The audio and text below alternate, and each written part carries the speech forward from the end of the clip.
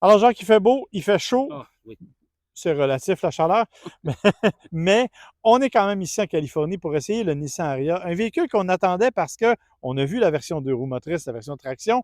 Nous, on est venu essayer la version e-Force, la version à 4 roues motrices. Ton impression?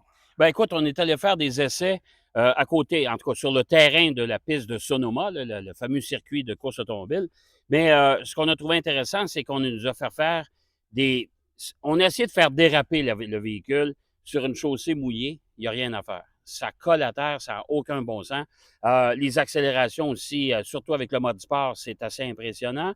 Et tout ça avec une autonomie quand même qui est aussi impressionnante. On parle de 428 km avec la grosse batterie, bien sûr. Moi, ça m'a vraiment charmé. Honnêtement, ça m'a charmé ce véhicule-là.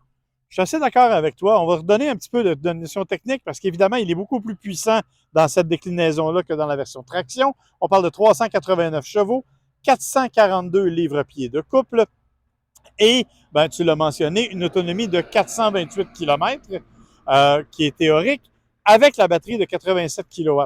Il faut préciser qu'il existe une batterie de 63 kWh où là, on parle de 330 km ou à peu près. Il faut aussi jeter un œil à l'intérieur. Bien sûr, c'est le même intérieur que la version traction, mais allez voir la façon dont on a mis l'écran incurvé. On a une belle vision. C'est quelque chose qu'on a reproché un peu au BZ4X, au Lexus, entre autres, et au Solterra. Mais là, vraiment, chez Nissan, on a bien fait le travail. Et les sièges zéro gravité, je t'avoue que ça a tenu mon petit corps d'athlète assez bien au cours des différents moments. Là. Hyper confortable. En plus de ça, ben, la console centrale, elle est ajustable en profondeur. Ça, j'ai trouvé comme gadget, c'est intéressant. Puis il y a une espèce de compartiment de rangement dans le centre qui se retire, bien sûr, par la pression d'un bouton. Et ça fait comme une espèce de petite tablette. Alors, quand on est pris en recharge, hein, parce qu'il faut arrêter dans des bornes de recharge, des fois, peut-être une demi-heure, trois quarts d'heure, ben là, on installe notre ordinateur portable, on peut écouter un film, on peut travailler aussi, on peut tout faire ça. Alors ça, j'ai trouvé que c'est des petits ajouts intéressants. Je pense qu'on a pensé vraiment aux propriétaires. Et j'aime ça aussi. Ce qu'il faut cependant, j'aime que tu soulignes le point de la recharge parce qu'il y a un détail qu'il faut mentionner, c'est 130 kW maximum de Oui, vitesse de oui. recharge, ce qui est beaucoup moins que du côté des Coréens, par exemple. Mais du côté de Nissan, on nous dit que c'est volontaire et que c'est une recharge qui est plus égale. On sait que les Coréens ont tendance à aller en dents de scie.